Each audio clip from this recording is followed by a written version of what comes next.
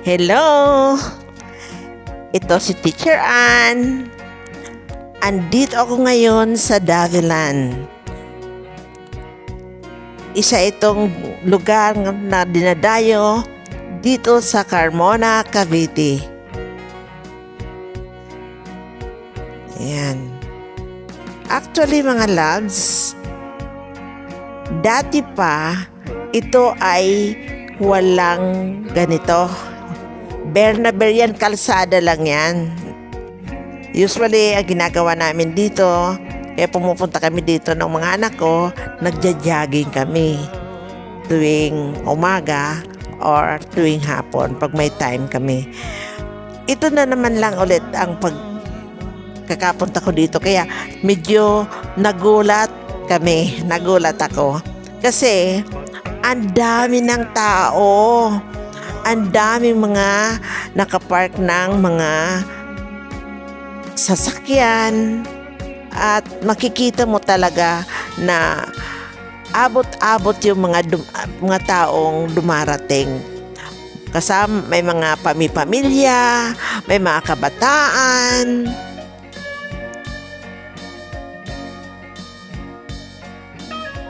Dati kasi ito ay isang paragliding area. Usually, ang makikita lang talaga dito noon ay mga hayop.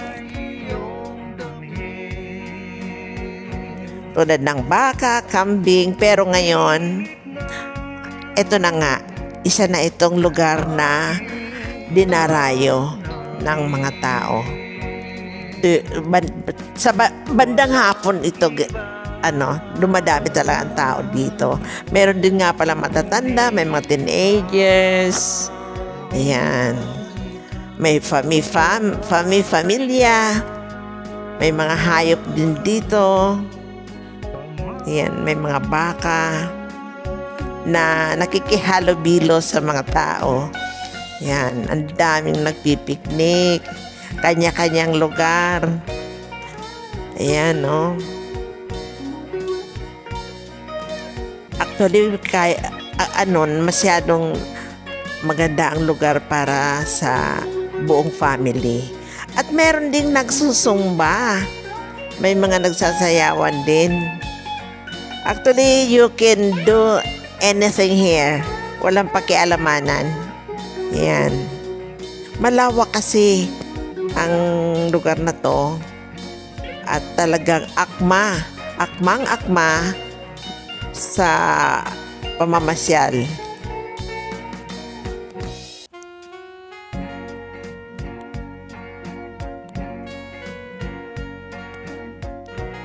May mga taong dala-dala ang mga hayop nila. Ayan, may mga pets sila.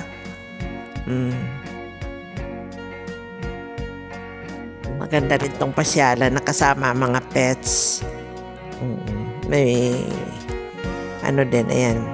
Pero meron ding mga stray animals dito. Ayan, nakikiyos-yoso yung aso. Actually, ang dinarayo talaga dito ay ang mga street foods. Ayan. Maliban sa napaka-affordable na, masarap pa. Ayan. Pinipilahan yan, mga yan. Actually, ang hirap makabili dito ng kasi nga pila. Magtitiyaga ka talaga. Magtitiyaga kang pumila para makabili. Mga pika-pika. Yan ang dinarayo dito, yung mga pagkain na yan, no? Kaya pag pupunta ka dito, kailangan meron ka talagang pasigurong may extra money tayo para makabili ng mga ganyang mga pagkain. Masarap kasing kumain ng mga ganyan, yung mga pika-pika foods, yan. At sobrang mai-enjoy ng mga pumupunta dito. Naging business area na rin, no? Tingnan nyo.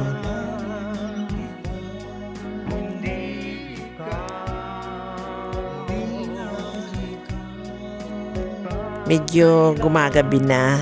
Kaya actually medyo nakakapagod na din sa paglakad-lakad. Ayan. Kakatuwa itong mga bakang ito sa likod ko.